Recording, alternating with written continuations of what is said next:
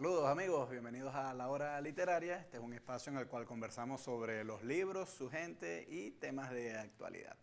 Me acompaña hoy el profesor Ángel Martín, autor de varios libros sobre temas religiosos. Bienvenido, Ángel. Bien hallado, buenos días. Y te he invitado para conversar sobre el estado del cristianismo en la sociedad contemporánea, en la sociedad del siglo XXI. ¿Qué queda del cristianismo? Estamos en una época, muchos llaman postcristiana, porque desde el siglo XVIII pues, ha habido una fuerte secularización, sobre todo en Occidente. Y pues la verdad es que las iglesias se han vaciado, más en Europa que en América Latina, pero queda todavía algo por hacer. Y bueno, la gran pregunta es, bueno, ¿qué queda del cristianismo? ¿Se puede todavía creer en Dios en esta sociedad de avanzada, de sociedad postindustrial? Ya. Bueno, yo pienso que el cristianismo tiene vigencia. Tiene vigencia dentro de una evolución que lo abarca todo. Y la religión es susceptible, no solamente es susceptible, ¿no? Está dentro y es necesario incluso que permanezca dentro de esa evolución y que marche, digamos, al ritmo de la evolución de, digamos, de las masas, de la gente, del mundo, de la globalización, etcétera, ¿no? Entonces, no creo que se esté perdiendo, se está perdiendo la vieja figura del cristianismo y está floreciendo una nueva figura que trata de deslastrarse de lo dogmático cristiano. A la gente no le interesa el dogma. A la gente lo que le interesa, digamos, es el modelo. Y el modelo es Cristo, pero un Cristo traducido a lo actual. Un Cristo donde los milagros no pintan nada.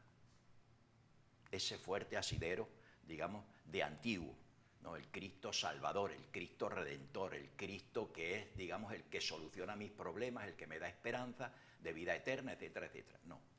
Yo creo que se está viendo como modelo, como un punto de mira, ¿no? Y entonces, repito, no importa que hizo milagros, etcétera, no importa que murió en la cruz en el sentido de redención, sino en el sentido de paradigma, de hombre. Se está viendo desde ese punto de vista. Y entonces ¿qué es la enseñanza del cristianismo? El cristianismo tiene vigencia de por sí, no por el autor. O sea, el valor del cristianismo no reside en Cristo, prescindiendo de si es Dios, si no es Dios, etcétera, etcétera. No, el valor del cristianismo está inscrito en su propia doctrina. Pero usted dice con sin Cristo dogma. Y sin Cristo, el cristianismo vale. Y ese cristianismo abierto se muestra en una perspectiva que yo creo que es la perspectiva del futuro para toda religión. Religión universal, pero no en el sentido dogmático, de un credo universal, sino de un abrazo universal, es decir, de una unión dentro de la disparidad, donde prescindiendo de si es islámico, si es budista, si es sintoísta, si es cristiano católico o es testigo de Jehová, etcétera, etcétera, hay una armonía común, ¿entiendes? Hay un sentimiento de religiosidad, más que de religión cristiana.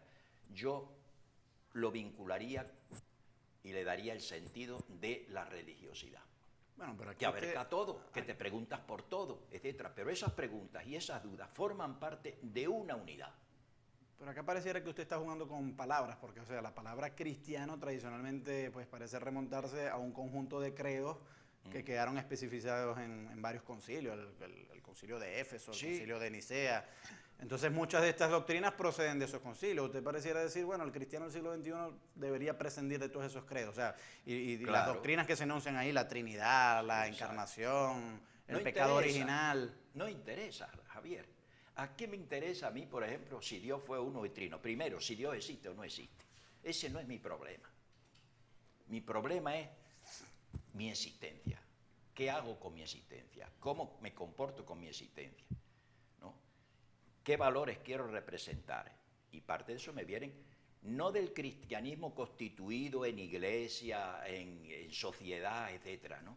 Sino del modelo cristiano que está en los evangelios, a pesar de los evangelios, ¿no? Pero está ahí, subyace ahí, ¿no? Ahora, eso ha quedado atrás, ¿no? Imagínate, perder el tiempo inútilmente en lo que ya a priori sabes que es un misterio inescrutable, como el de la Trinidad, ¿no? Cuando en teología durante un año estudia el tratado de Trinitate, de Deo Uno es Trino, para decir qué, y a mí qué me interesa eso, ¿entiendes? Y a mí qué me interesan los milagros. No me hacen falta los milagros, es más, no los quiero. Bueno, yo tengo esa cosmovisión también, o sea, yo no acepto ni los milagros, ni ninguna de esas doctrinas, pero yo creo que habría que jugar aquí con un poco más de sinceridad y no llamarse cristiano si uno no acepta eso. No, pero es que también te llamas, por ejemplo, republicano y dices, bueno, pero la primera república, por ejemplo, comparas con una república actual y es muy distinta. La misma monarquía. Entonces dices, por ejemplo, en España hay una monarquía. Y uno piensa, por ejemplo, en la monarquía, pues qué sé yo, de Carlos III, ¿no? No, es muy distinta, ¿no? Aquí, por ejemplo, hablamos de república, ¿no? Pero es muy distinta la república actualmente. Ahora, no vamos a decir república primera, república segunda, etcétera, ¿no? Sino simplemente una república que ha evolucionado, ¿no? Y yo creo que la religión evoluciona en ese sentido. La revolución evoluciona para destruirse. El ideal es que no haya religión. Que no haya religión. Exacto, el ideal es que no haya religión. Es Que decir, una desaparezca la religión creencia. dogmática, etc. ¿Por qué? Porque la religión no es un fin. La religión es un medio, es un proyecto, es un camino, es una vía. De hecho, los que creen en la vida eterna habría que preguntarle, ajá, ¿y allá a qué religión va a pertenecer usted? Dios, ¿a qué religión pertenece Dios? Dios es musulmán, Dios es cristiano, Dios es judío. ¿Entiendes?